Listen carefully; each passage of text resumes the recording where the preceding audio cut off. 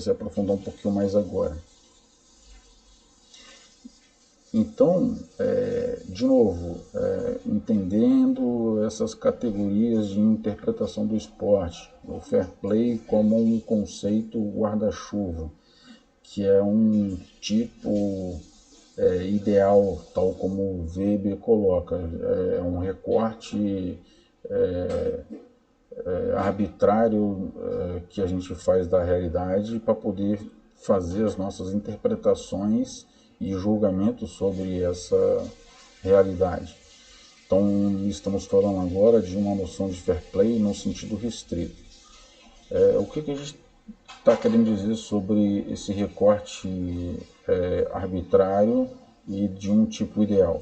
Significa dizer que todas essas coisas que a gente está falando, elas podem estar acontecendo tudo ao mesmo tempo. Elas acontecem tudo ao mesmo tempo. Mas para fazer uma compreensão mais qualificada sobre esse fenômeno, a gente constrói determinados conceitos que, tal como o Weber diz, como tipo social, para a gente poder observar esse fenômeno com algumas particularidades, algumas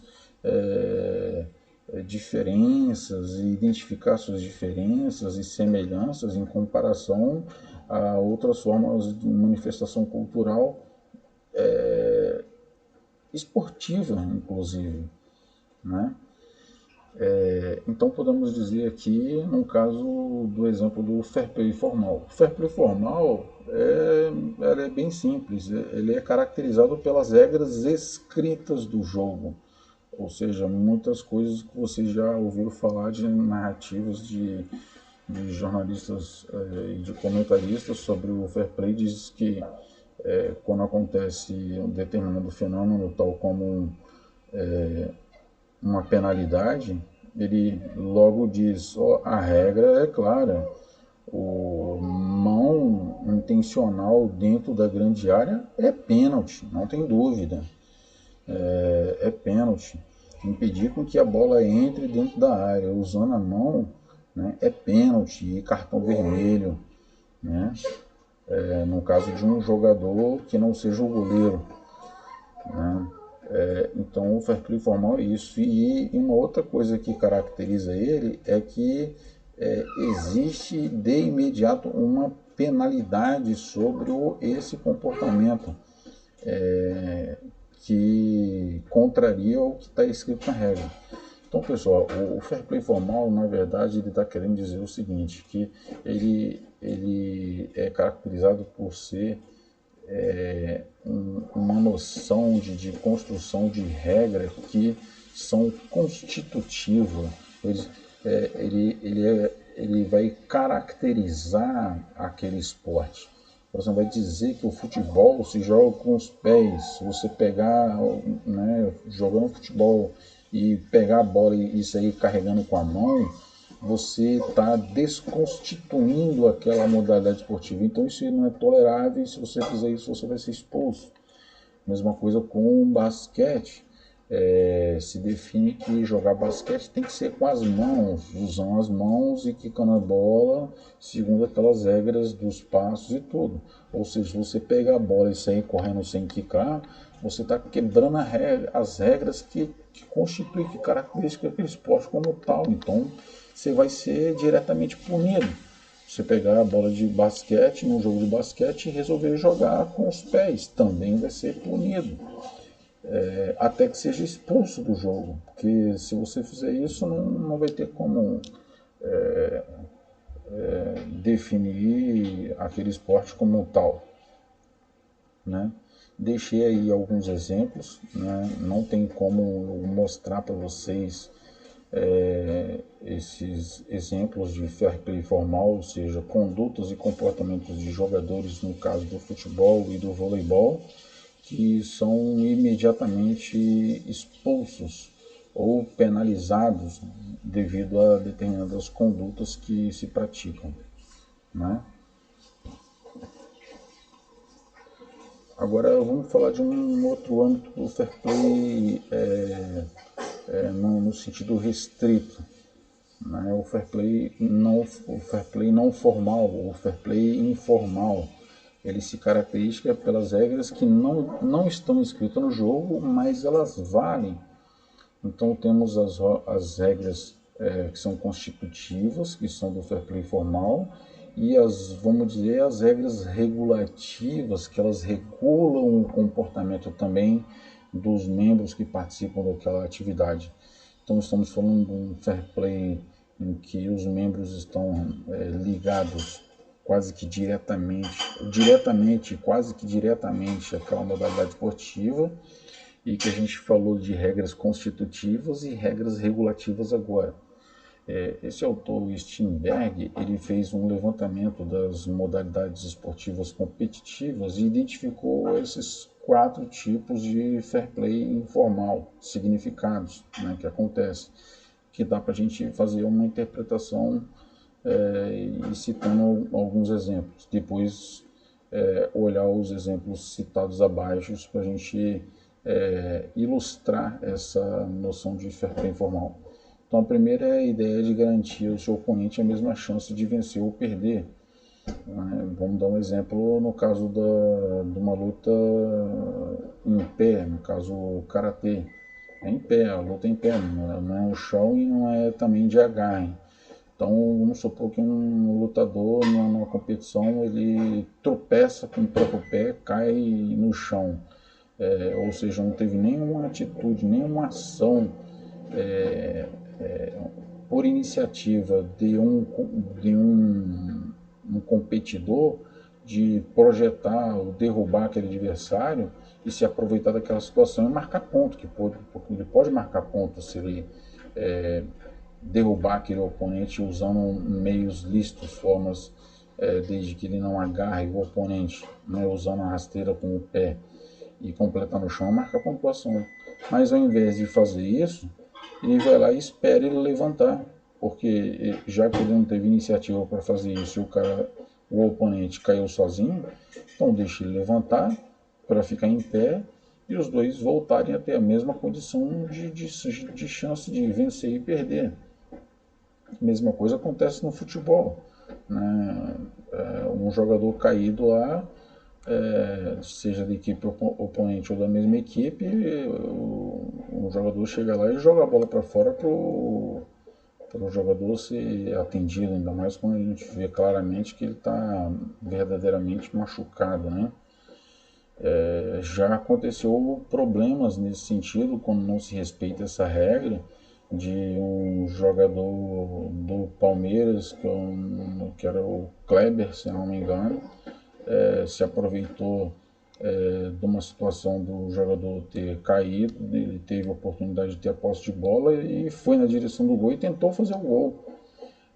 Ele teve resistência, briga de colegas da equipe dele, da equipe contrária e de toda a torcida. Desapareceu do futebol, né? Nunca mais ouvi falar dele. Mas as pessoas e até os comentaristas, né, os jornalistas esportivos, até comentam sobre esse tipo de atitude, né? Totalmente reprovável. Tratar o oponente com respeito, ou seja, não tratar o oponente como um inimigo que você tem que eliminar e acabar com ele. É um oponente que, se ele não existisse, você não ia poder fazer uma disputa, fazer uma competição. Então ele merece ser tratado com respeito. Mesmo que ele tenha uma opção de gênero diferente que a sua, mesmo que ele tenha uma raça no sentido de sociocultural, que eu estou dizendo, não no sentido biológico, diferente do que a do outro, e respeitá-lo como tal, como um oponente que está ali tecnicamente treinado e habilitado para disputar com o outro. Também a outra noção de fair play informal, de jogar somente com oponentes com força similar. Então seria complicado você pegar Bayern de Munique para jogar contra a Desportiva Ferroviária. né? A força é muito desigual, você já sabe quem vai ganhar, então você não precisa nem, eu vou lá para assistir o jogo lá para quê? Só para, se for para poder pegar o autógrafo do Lewandowski, né? Porque para ver um jogo bonito e você sentir prazer, gosto por assistir aquele jogo, pela disputa, qualificar aquele jogo tal como ele aconteceu e tudo, você não vai poder, você já sabe que não vai poder. E isso, vocês mesmos fazem isso lá na quadra. Quando vão jogar futebol lá, eu tenho certeza que vocês procuram equilibrar para poder, como vocês mesmos falam, para poder dar jogo, né? Senão não vai dar jogo. Precisa equilibrar as equipes. E a gente vê isso acontecer até mesmo quando faz competição interna, né? Alguns jogadores, um empresta para o lado, outro para o outro, para poder equilibrar. E uns acham que isso seria errado, porque deveria estar, ou se está contido na regra que não pode, e eles vão lá e burlam para fazer valer. No sentido, então, aí entra em conflito, né? Uma reflexão ética que se pode se fazer sobre a regra constitutiva e a regra não escrita, que está em conflito. Não pode colocar o outro de uma turma para jogar, mas aí, em contrapartida, se não colocar, vai haver um desequilíbrio muito grande entre uma equipe e outra. Então, o que se faz? Se segue a regra escrita do jogo ou se flexibiliza e segue a regra não escrita do jogo para equilibrar as forças entre as equipes, né? É o que eu estou dando exemplo que estou explicando, que acontece a sua manifestação pode acontecer ao mesmo tempo e às vezes até em conflito. Ter a convicção que ambos vão jogar para ganhar, também dá para a gente ter o exemplo de vocês mesmos jogando na quadra, quando as equipes estão jogando para ganhar, então você consegue ver sentido naquele jogo e interesse em querer assistir aquele jogo. Agora, quando um jogador ou uma equipe resolve, como vocês mesmos dizem, babar o jogo, começar a dar bicão, chutar para cima e tudo, perde o sentido do jogo, né? Uma outra falta de fair play, por exemplo, é um jogador que ou uma equipe que vence várias vezes uma competição, aí depois quando perde, vai lá e desmerece a vitória do outro, dizendo que eu deixei ele ganhar porque se eu fosse ganhar de novo, a competição ia ficar chata. Toda hora eu venço mesmo, né? Então temos aí casos relacionados a esse fair play informal no âmbito da maratona e no âmbito do futsal. Agora o ethos também, no sentido restrito, ele já poderia fazer parte de um campo de interseção que vocês vão ver mais à frente. Então o ethos, diferente da ética, ele é um conjunto de normas compartilhadas de um certo grupo sociocultural esportivo e que se interpreta e aplica de certa maneira em um certo tempo. Então, a ideia de ethos é de mostrar que o esporte ele não é uma ilha das práticas sociais humanas, ele está enraizado no contexto sociocultural que ele está inserido. Então, se o rugby praticado na África do Sul na época do apartheid, só branco poderia jogar rugby, negro não poderia jogar rugby.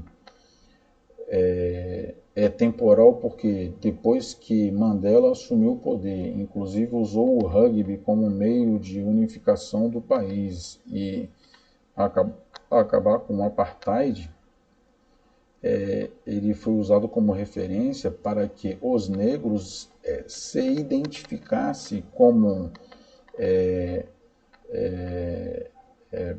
membros da sociedade que faz parte da nação África do Sul a partir do rugby e com a participação de negros jogando o rugby, apesar de ter sido um esporte trazido dos ingleses para a África do Sul e que passou a ser uma manifestação cultural também típica da África do Sul, né? Então a gente começa a observar nesse fenômeno esportivo aspectos que é típico do futebol, do esporte, mas ele não é uma ilha, ele está enraizado em determinado contexto sociocultural. Então a gente pode observar, como dando um exemplo aqui, as canções das torcidas, as torcidas organizadas. Então vamos falar das torcidas do Corinthians, torcidas do Flamengo, torcidas de diferentes equipes. A torcida do Flamengo no Rio de Janeiro, a torcida do Flamengo no Espírito Santo, a torcida do Flamengo em Brasília ou em outros estados, elas vão se manifestar de maneira diferente, segundo o contexto sociocultural desses estados, que cada estado tem um certo tipo cultural típico, identitário. A forma delas se manifestarem nesses locais diferentes então vai ser diferente. As canções, em alguns momentos, elas vão se repetir, tal como é no Rio de Janeiro, mas elas podem configurar formas diferentes segundo aquele contexto local, aquela localidade, né?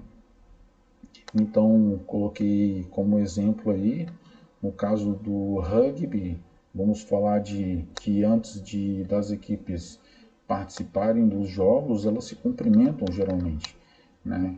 Então, no voleibol tem uma forma padrão desse cumprimento acontecer.